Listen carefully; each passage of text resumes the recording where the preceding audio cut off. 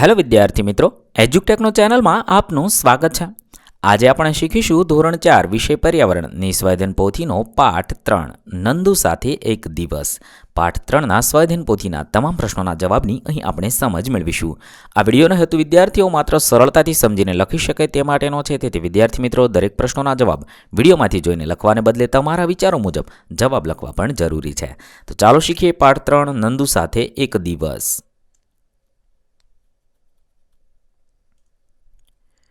અહીંયા પ્રશ્ન નંબર 1 નીચે આપેલા પ્રશ્નોના જવાબ લખો. સવાલ નંબર 1 કયા કયા પ્રાણીઓ ઉપર સવારી કરી શકાય તે પ્રાણીઓના નામ લખવાના છે. તો અહીંયા તમે પ્રાણીઓના નામ લખશો તો હાથી ઉપર, ઊંટ ઉપર, ઘોડા ઉપર, ગધેડું આ પ્રાણીઓ ઉપર સવારી કરી શકાય છે. સવાલ નંબર 2 તમે કયા કયા પ્રાણીઓ ઉપર સવારી કરી છે તે પ્રાણીઓના નામ લખવાના છે. અહીંયા તમારે તમે જે પ્રાણીઓ ઉપર સવારી કરી હોય તે પ્રાણીઓના નામ લખવાના છે. હાથી પર, ઊંટ પર, ઘોડા પર તમે જ્યાં સવારી કરી હોય તે લખી શકો છો. 3 જૂથમાં કે ટોળામાં રહેતા હોય તેવા પ્રાણીઓ જેમાં પશુ, પ્રાણી, જીવજંતુ બધા ચાલે નામની યાદી બનાવવાની છે. તો વાંદરો, રીંછ, માછલીઓ, સમડી, હરણ, કીડીઓ, તીડ, જીબ્રા આ બધા ઝુંડમાં રહે છે. આના સિવાય તમે મધમાખી લખી શકો છો, જંગલી ભેંસ લખી શકો છો. આ બધા ઝુંડમાં રહેતા પ્રાણીઓ છે. ત્યાર પછી સવાલ નંબર 4 કયા કયા પ્રાણીઓને પાળી શકાય છે તેવા પ્રાણીઓના નામ લખવાના છે. તો ગાય, ભેંસ, કૂતરો, બિલાડી, સસલું, ઘોડો આ સિવાય તમે બકરી, ઘેંટું, ગધેડું આ બધા પ્રાણીઓના નામ પણ લખી શકો છો. ત્યારબાદ પ્રશ્ન નંબર 2 યોગ્ય જોડકા જોડો. પ્રાણીઓના નામની સાથે તેમના રહેઠાણની જોડી બનાવવાની છે. અહીંયા એક પ્રાણીઓના નામ આપેલા છે, સામે રહેઠાણ છે. તે જવાબ આપણે આપેલા ખાનામાં લખવાના છે. હાથી જંગલમાં રહે છે, એવી રીતે કીડી દરમાં રહે છે. ત્રીજું ઘોડો તબેલામાં રહે છે. ચોથું બતક પાણીમાં રહે છે. 5 મધમાખી તો મધપૂડામાં રહે છે. 6 ચકલી તો માળામાં રહે છે. 7 વાઘ તો બોર્ડમાં રહે છે.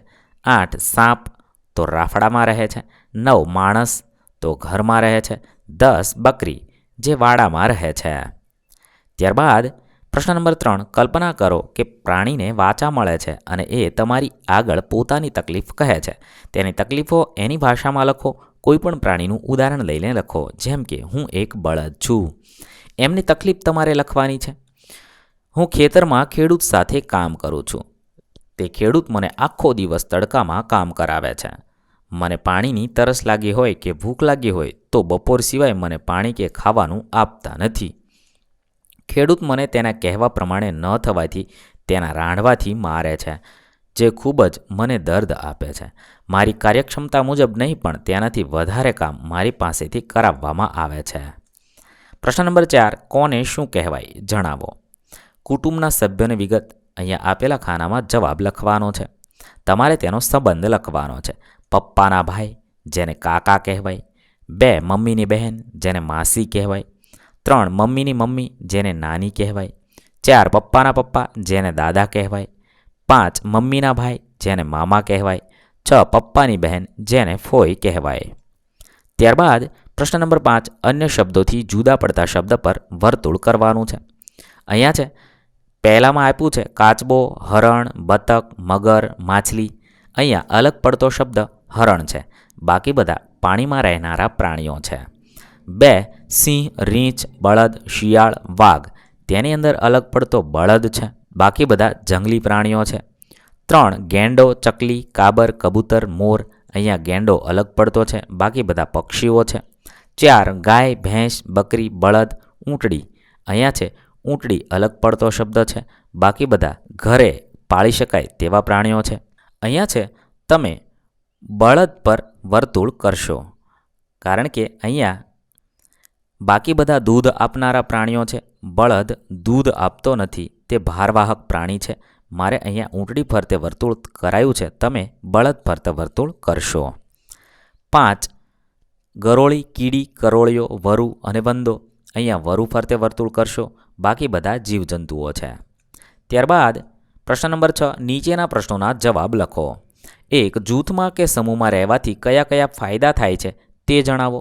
ફાયદાઓ: રક્ષણ મળે, તાકાત વધે, સાથે મળીને રહેવાથી વધુ મજા કરી શકાય, આપણને એકબીજાની મદદ મળી રહે છે. ત્યારબાદ સવાલ નંબર 2, એકલા રહેવાથી શું શું તકલીફ પડે છે તે જણાવો. એકલા રહેવાથી આપણે કોઈની મદદ લઈ શકતા નથી, આપણા કાર્યો સરળતાથી થઈ શકતા નથી અને સમસ્યાનો ઉકેલ ઝડપથી મળી શકતો નથી. એકલા રહેનાર લોકોનું જીવન એકલવાયુ અને સ્વાર્થીપણા જેવું બની જાય છે. એકલા રહેનાર લોકોના વિચારો તેમના પૂરતા જ સીમિત હોય છે અને તેના ભલા માટે જ તેઓ વિચારતા રહે છે.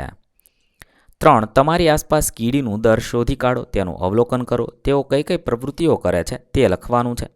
કીડી પોતાના દરમાંથી બહાર નીકળી ખોરાકની શોધમાં જાય છે. એક કીડીની પાછળ બીજી કીડીઓની હાર થાય છે. દરેક કીડી ખોરાક મળતા તેના મોંમાં લઈ પાછી પોતાના દર તરફ પાછી આવી રહી છે. જે કીડીઓ પોતાનો રસ્તો ભૂલી જાય છે તે કીડી બીજી કીડીની સુગંધથી તેનો રસ્તો શોધી લે છે. કીડીઓ તેના દરની આસપાસ ફરતીઓ રહે છે. પ્રશ્ન નંબર 7, કૌંસમાંથી યોગ્ય વિકલ્પ પસંદ કરી ખાલી જગ્યા પૂરો. 1, ઘોડાને પગે ખાલી જગ્યા હોય છે, ડાબલા હોય છે. 2, ખાલી જગ્યા જમીન પરનું સૌથી ઊંચું પ્રાણી છે તો જીરાફ છે. 3, હાથીના બચ્ચાને ખાલી જગ્યા કહેવાય, મદનિયું કહેવાય.